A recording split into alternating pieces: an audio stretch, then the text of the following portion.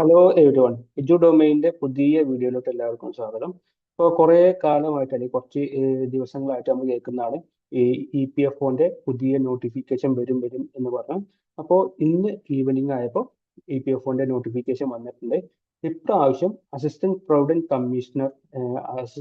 Fund commissioner എന്ന വേക്കൻസിയിലോട്ട് മാത്രമാണ് ഇപ്രാവശ്യം റിക്രൂട്ട്മെന്റ് എക്സാം നടക്കുന്നുള്ളൂ. ടോട്ടൽ 80 വേക്കൻസിയെ ഉള്ളൂ നമുക്ക് ഇപ്രാവശ്യം ഈ പ്രൊവിഡന്റ് ഫണ്ട് കമ്മീഷനിലോട്ട്.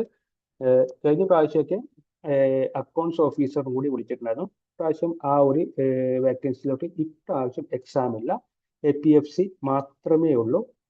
അപ്പോൾ അതിന്റെ കുറച്ച് ഡീറ്റെയിൽ ആണ് ഇന്ന് നമുക്ക് നോക്കാനുള്ളത്. ഇപ്പോൾ ഡിഗ്രി ലെവൽ എക്സാം ഒക്കെ നോക്കുന്ന ആളുകളാണ് എന്നുണ്ടെങ്കിൽ ഇപ്പോൾ വരാൻ പോകുന്നതിൽ കുറച്ചും കൂടി അത്യാവശ്യം നല്ല പേ സ്കെയിലുള്ള ഒരു ജോബാണ്. കാരണം സ്റ്റാർട്ടിങ് തന്നെ ഏകദേശം 80,000 മുകളിൽ സാലറി ലഭിക്കുന്ന ഒരു ജോബാണ് ഈ അസിസ്റ്റന്റ് പ്രൊവിഡന്റ് ഫണ്ട് കമ്മീഷണർ എന്ന് പറയുന്നത്. അപ്പൊ ഇത് ജസ്റ്റ് നോട്ടിഫിക്കേഷന്റെ കാര്യങ്ങൾ മാത്രമാണ് നമ്മൾ ഈ വീഡിയോയിൽ പറയാൻ പോകുന്നത്. അപ്പോൾ നമ്മൾ നോട്ടിഫിക്കേഷൻ നോക്കുമ്പോൾ ഞാൻ പറഞ്ഞു ഏകദേശം IPFCയിലോട്ട് മാത്രമാണ് എന്ത് ചെയ്യുള്ളൂ ഇപ്രാവശ്യം എക്സാം വിളിക്കുന്നുള്ളൂ. ടോട്ടൽ 80 വേക്കൻസിയിലോട്ടാണ് എന്ത് ചെയ്യുന്നത് നോട്ടിഫിക്കേഷൻ വിളിക്കുന്നത്. 80 വേക്കൻസി. അതിന് വേക്കൻസിന്റെ ഒരു ബ്രേക്ക് ഡൗൺ നോക്കുകയാണ് എന്നുണ്ടെങ്കിൽ ഇപ്പോൾ 29 ജനറലും EWS 8ഉം OBC 18ഉം SC 15ഉം ST 10ഉം പിന്നെ PWDക്ക് 3, അങ്ങനെയാണ് വേക്കൻസിയുടെ ഒരു ബ്രേക്ക് ഡൗൺ വരുന്നത്. അത് ടോട്ടൽ 80 വേക്കൻസിയിലോട്ടാണ് ഇപ്രാവശ്യം എക്സാംസ് നടക്കുന്നത്.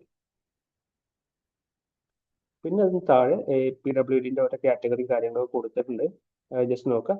പിന്നെ ഇത് ഞാൻ പറഞ്ഞു, ഇത് അത്യാവശ്യം പേ സ്കെയിലുള്ള ഒരു ജോബാണ്. ടോട്ടൽ ലെവൽ 10 ആണ് ഇതിന്റെ പേ സ്കെയിൽ വരെ ലെവൽ 10 ആണ്. 7th CPC പേ സ്കെയിൽ പ്രകാരം. അപ്പോൾ സ്റ്റാർട്ടിങ് ഒരു 1 lakhന്റെ അടുത്ത് സാലറി ലഭിക്കുന്ന ഒരു പോസ്റ്റാണ് ഇത്, ഈ APFC എന്ന് പറയുന്നത്.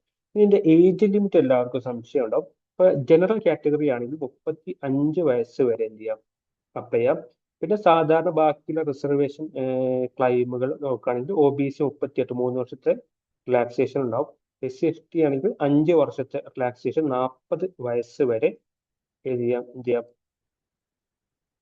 SST-കാർക്ക് അപ്ലൈ ചെയ്യാം. പിന്നെ PWD ആണെങ്കിൽ പല കാറ്റഗറിക്കും പല റിലാക്സേഷൻ, അപ് ടു 10 years വരെയാണ് ഇതിന്റെ റിലാക്സേഷൻ വരുന്നത്.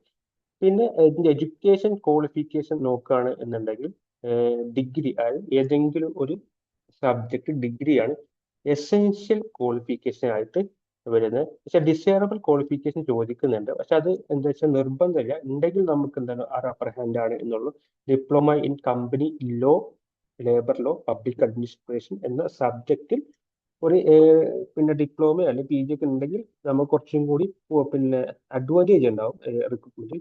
അല്ലാതെ നിർബന്ധമില്ല. പക്ഷെ ഏതെങ്കിലും ഒരു ഡിഗ്രി ഉള്ള ആളുകൾക്കാണെങ്കിൽ എല്ലാവർക്കും എന്ത് ചെയ്യാം, ഈ പോസ്റ്റിലോട്ട് അപ്ലൈ ചെയ്യാം. ഇപ്പൊ ഡിഗ്രിക്കാർക്ക് നോക്കുകയാണ് എന്നുണ്ടെങ്കിൽ ഏറ്റവും കിട്ടുന്നതിൽ ഏറ്റവും നല്ലൊരു ഓപ്പർച്യൂണിറ്റിയാണ്. ബാക്കിയുള്ള എക്സാം ഇപ്പൊ UPSC ആണ് എന്ത് ചെയ്യുന്നത്, ഈ എക്സാം പിന്നെ കംപ്ലീറ്റ് എന്ത് ചെയ്യുന്നത്, കണ്ടക്ട് ചെയ്തത്. അപ്പൊ നിങ്ങൾക്ക് ഇതിന്റെ അപ്ലിക്കേഷൻ കൊടുക്കണമെന്നുണ്ടെങ്കിൽ നമ്മുടെ UPSC വെബ്സൈറ്റിൽ പോയിട്ട് 1 time രജിസ്ട്രേഷൻ ചെയ്യണം. ഓൾറെഡി പല ആളുകളും ചെയ്തിട്ടുണ്ടാവും.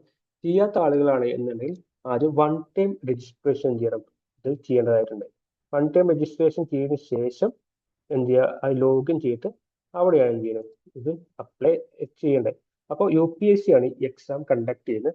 UPSC മറ്റു പല എക്സാമുകൾ വെച്ച് നോക്കുമ്പോൾ ഇതിന്റെ റിക്രൂട്ട്മെന്റ് പ്രോസസ്സ് കുറച്ചും കൂടി സിമ്പിളാണ്. കാരണം ഒറ്റ എക്സാം, നമ്മളെ പ്രിലിംസ് പോലെ OMR ടൈപ്പിൽ ഒരു എക്സാമും ഒരു ഇന്റർവ്യൂ ആണ് ഇതിന്റെ റിക്രൂട്ട്മെന്റ് പ്രോസസ്സ് എന്ന് പറയുന്നത്. അപ്പൊ മറ്റുള്ള എക്സാമുകളെ അപേക്ഷിച്ച് നോക്കുമ്പോൾ കുറച്ചും കൂടി ഈസിയസ്റ്റ് ആയിട്ട് കിട്ടാവുന്ന UPSC നടത്തുന്ന ഒരു എക്സാമാണ് EPFOന്റെ എക്സാം. അപ്പൊ ഇപ്രാവശ്യം APFC മാത്രമേ വിളിക്കുന്നുള്ളൂ എന്നുള്ളതാണ്. അപ്പോൾ ഇതിന്റെ പോസ്റ്റിന്റെ കാറ്റഗറി ഒക്കെ നോക്കുകയാണെങ്കിൽ ഇതെന്താണ്, ഇതൊരു സെൻട്രൽ ഗവൺമെന്റ് താഴെ തന്നെ ഗ്രൂപ്പ് A മിനിസ്റ്റീരിയൽ പോസ്റ്റാണ്. മിനിസ്റ്റീരിയൽ പോസ്റ്റ് ആണ് അത്യാവശ്യം A കാറ്റഗറി. ഇപ്പൊ IS IPS ഒക്കെ A കാറ്റഗറി ജോബുകളാണ്. അപ്പൊ അതുപോലെ ഉള്ള ഒരു ജോബാണ് ഇത്, ഈ ഒരു APFC എന്ന് പറയുന്ന ഈ ഒരു പോസ്റ്റ് എന്ന് പറയുന്നത്. പിന്നെ ഇതിന്റെ പ്രൊബേഷൻ വരുന്നത് 1 year ആണ്. 1 year ആണ് ഇതിന്റെ പ്രൊബേഷൻ. വരുന്നത്. ഇപ്പൊ നമുക്ക് ജോലി കിട്ടി 1 വർഷം പ്രൊബേഷൻ ചെയ്തു, അതിന് ശേഷമാണ് നമ്മൾ ഫുൾ ടൈം എംപ്ലോയ്മെന്റിലോട്ട് കടക്കുന്നത്. പിന്നെ ഇത് ഓൾ ഇന്ത്യ സർവീസ് ആയതുകൊണ്ട് തന്നെ ഇന്ത്യയിൽ എവിടെയും നമുക്ക് എന്ത് ചെയ്യാം, അപ്പോയിന്റ്മെന്റ് കിട്ടാം എന്നുള്ളതാണ് ഇതിന്റെ മറ്റൊരു ഇത്.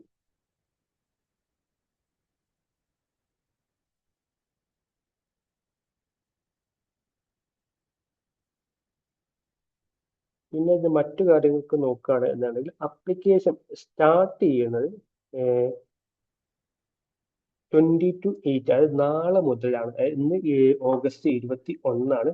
അപ്പോൾ ഓഗസ്റ്റ് 22 മുതലാണ് ഇതിന്റെ അപ്ലിക്കേഷൻ എന്ന് പറയുന്നത് സ്റ്റാർട്ട് ചെയ്യുന്നത്. ഏത് ഡേറ്റ് വരെയാണ് അപ്ലിക്കേഷൻ ഉള്ളത് എന്ന് ചോദിച്ചാൽ സെപ്റ്റംബർ 11 വരെയാണ് ഇതിന്റെ അപ്ലിക്കേഷൻ നിലവിലുണ്ടാവുക. ആ സമയം കൊണ്ട് എന്ത് ചെയ്യുക, എല്ലാവരും ഇത് അപ്ലൈ ചെയ്യാൻ ആഗ്രഹിക്കുന്ന ആളുകളാണ് എന്നുണ്ടെങ്കിൽ സെപ്റ്റംബർ ഫസ്റ്റ് വീക്കിന്റെ മുമ്പ് തന്നെ എല്ലാവരും അപ്ലൈ ചെയ്യാൻ നോക്കുക. ലാസ്റ്റ് ഒക്കെ ആവുന്നത് വെബ്സൈറ്റ് റഷ് ആവാനുള്ള ഒരു പോസിബിലിറ്റി ഉണ്ട്. അപ്പോൾ സെപ്റ്റംബർ 10 മുമ്പേ എന്ത് ചെയ്യുക, എല്ലാവരും അപ്ലൈ ചെയ്യാൻ നോക്കുക. പിന്നെ എക്സാം വരുന്നത് ഡിസംബർ 20-നാണ്. ഈ കൊല്ലം തന്നെ ഡിസംബർ 20-നാണ് അപ്ലിക്കേഷൻ അല്ലെങ്കിൽ എക്സാം വരുന്നത്. നമ്മൾ എക്സാക്ട് നോക്കുകയാണെന്നുണ്ടെങ്കിൽ ഇപ്പൊ ഓഗസ്റ്റ് കഴിഞ്ഞു, സെപ്റ്റംബർ, ഒക്ടോബർ, നവംബർ, ഡിസംബർ, നമുക്ക് ഏകദേശം 4 മാസം കറക്റ്റ് എന്ത് ചെയ്യും, 4 മാസമാണ് കറക്റ്റ് അതിന്റെ ടൈം കിട്ടുക, 4 മന്ത്. അപ്പൊ ഇത് ക്രാക്ക് ചെയ്യാൻ ആഗ്രഹിക്കുന്ന ആളുകളാണ് എന്നുണ്ടെങ്കിൽ ഇപ്പോഴേ പഠിച്ചു തുടങ്ങുക. പിന്നെ അത് എന്ത് ചെയ്യില്ല, സമയം കിട്ടില്ല എന്നുള്ളതാണ് ഇതിന്റെ ഒരു ഇത്.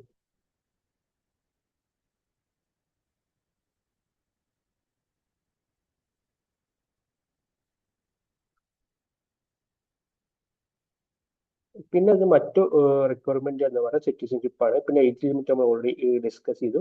ക്വാളിഫിക്കേഷന്റെ കാര്യങ്ങളും ഓൾറെഡി നമ്മൾ ഡിസ്കസ് ചെയ്തു. പിന്നെ ഉള്ളത് ഇതിന്റെ സിലബസും മറ്റു കാര്യങ്ങളൊക്കെയാണ്. അതിന് ഈ ഒരു നോട്ടിഫിക്കേഷൻ ഏറ്റവും താഴെ എന്ത് ചെയ്യേണ്ടത്, ഇത് പിന്നെ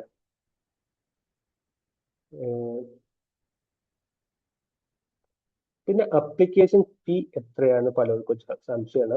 ഏറ്റവും ലോവസ്റ്റ് ലെവലാണ് ഇതിന്റെ അപ്ലിക്കേഷൻ ഫീ എന്ന് പറയുന്നത്. 25 രൂപയേ ഉള്ളൂ ഇതിന്റെ അപ്ലിക്കേഷൻ ഫീസ് എന്ന് പറയുന്നത്. ഇപ്പോ എല്ലാവർക്കും ഫീസ് അടക്കേണ്ട ആവശ്യമില്ല. ഫീമെയിൽ, SC, ST, അതുപോലെ തന്നെ PWDകാർക്ക് ഫീസ് ഇല്ല. ബാക്കിയുള്ള ജനറൽ കാറ്റഗറി OBCക്കാർക്ക് 25 രൂപയാണ് ഇതിന്റെ ഒരു പിന്നെ അപ്ലിക്കേഷൻ ഫീ ആയിട്ട് എന്ത് ചെയ്യുള്ളൂ വരുന്നുള്ളൂ.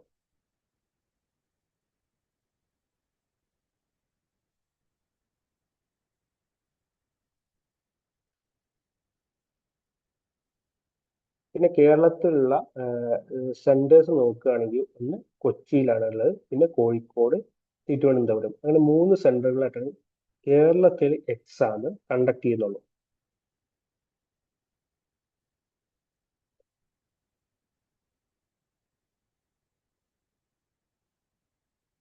പിന്നെ എക്സാമിന്റെ ഒരു പിന്നെ ഘടന അല്ലെങ്കിൽ അത് സ്ട്രാറ്റജി നോക്കുകയാണെന്നുണ്ടെങ്കിൽ 2 മണിക്കൂർ എക്സാം, ഒബ്ജക്റ്റീവ് ടൈപ്പ് എക്സാമുകളാണ്. ലാംഗ്വേജ് ഇംഗ്ലീഷിലും ഹിന്ദിയിലും എന്ത് ചെയ്യേണ്ടാവും ക്വസ്റ്റ്യൻസ് ഉണ്ട്. പിന്നെ ഇതിന്റെ നെഗറ്റീവ് മാർക്ക് 1/3 ആണ്. 3 ക്വസ്റ്റ്യൻ തെറ്റിക്കഴിഞ്ഞാൽ എത്രയാണോ കിട്ടുന്ന മാർക്ക്, 2.5-ലാണ് ഇതിന്റെ ക്വസ്റ്റ്യൻസിന് മാർക്ക് വരുന്നത്. അപ്പൊ 3 ക്വസ്റ്റ്യൻ തെറ്റിക്കഴിഞ്ഞാൽ 2.5 മാർക്ക് പോകും. 1 ക്വസ്റ്റ്യൻ ശരിയായി കഴിഞ്ഞാൽ 2.5 മാർക്ക് കിട്ടും. അതാണ് എക്സാമിന്റെ ഒരു കാറ്റഗറി എന്ന് പറയുന്നത്. ഇനി ഇതിന്റെ സിലബസ് നോക്കുകയാണ് എന്നുണ്ടെങ്കിൽ ജനറൽ ഇംഗ്ലീഷ് ലാംഗ്വേജിന്റെ സ്കില്ലാണ് നോക്കുന്നത്. അതുപോലെ തന്നെ പിന്നെ ഹിസ്റ്ററിയുമായിട്ട് Indian culture, heritage, freedom movement, പിന്നെ ഇക്കണോമിപരമായിട്ട് developmental issues, present trends in Indian economy, സാധാരണ നമ്മൾ പഠിക്കുന്ന എക്കണോമിയിലെ കുറച്ച് കാര്യങ്ങളൊക്കെയാണ് ഇവിടെയും ചോദിക്കുന്നുള്ളൂ. പിന്നെ ഇന്ത്യൻ പൊളിറ്റി, ഗവേണൻസും ചോദിക്കുന്നുണ്ട്. പിന്നെ general science, basic knowledge, computer application, പിന്നെ maths, elementary maths, statistics, general mental ability, പിന്നെ industrial relation, labour code, social security in India, പിന്നെ principles of accountancy, auditing and insurance, current events of national and international importance എന്ന് പറയുന്നത്. അപ്പൊ ഇത്രയാണ് ഇതിന്റെ syllabus എന്ന് പറയുന്നത്. നമ്മൾ ജസ്റ്റ് ഒന്ന് നോട്ടിഫിക്കേഷൻ ഒന്ന് പിന്നെ ജസ്റ്റ് ഓടിച്ചു നോക്കിയേ ഉള്ളൂ. ഇതിന്റെ ഡീറ്റെയിൽഡ് വീഡിയോ നമുക്ക് വരുന്ന ദിവസങ്ങളിൽ അപ്ലോഡ് ചെയ്യാം. അപ്പോൾ നമ്മുടെ ചാനൽ സബ്സ്ക്രൈബ് ചെയ്യാത്ത ആളുകളാണെങ്കിൽ സബ്സ്ക്രൈബ് ചെയ്യുക, ഫോളോ ചെയ്യുക.